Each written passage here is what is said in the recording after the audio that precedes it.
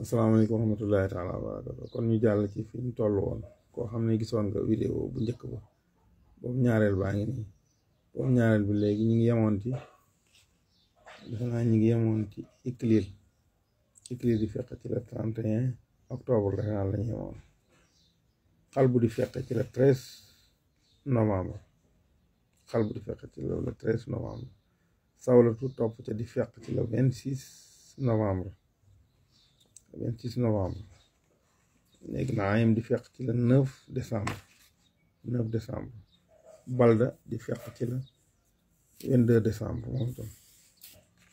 22 décembre Saabi di fekk ci le 4 janvier Balxata di fekk ci le 17 janvier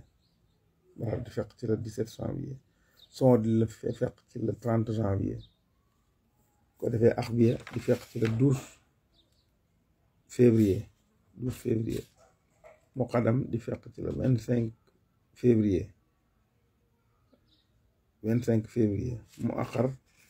di fekk ci le 10 mars Rasaay di fekk ci le 23 mars kon yooyu ñooy 28 manazil yi nga xam ne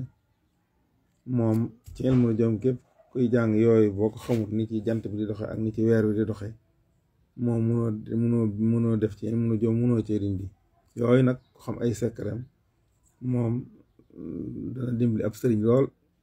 lasraar nit ñi dañ ko bëgg a xam ci jàng ñu ilmu nujum te ilmu nujum mooy leeral lasraar boo ko bëggee xam xaatim ak tur yàlla ak lu mu mën a doon boo ko bëggee xam faaw nga jàng ilmu nujum ak gisaaneeg yépp foo nga jàng ilmu nujum ba xam biddiw yi yëpp ni ñuy doxe bis ñu dëkk ci bis yeeg araf yeeg yëpp nga xam ko mooy tax nga mën cee def wala nga mën cee dindi yooyu yëpp nag noonu ubbi nañ ci ab groupe WhatsApp boo xam ne dañ ko ciy jàngale incha allahu taala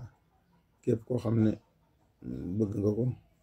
boo ma contacté ci numéro yi 77 672 33 84 672 33 84 wala 681 74 63 76 681 74 63 76 ba tey 650 19 63 76 650 19 63 77 ba tey 0 33 66 87 yooyu yëpp numéro yooyu ku ma ci contact man Abdoulaye Diop Gandigal incha allah boo ko bëggee jàng danañ la wax sart yi diisu dina ko jàngal moom leer bu soow yàlla incha allah taala asalaamaaleykum wa rahmatullahi wa barakatuh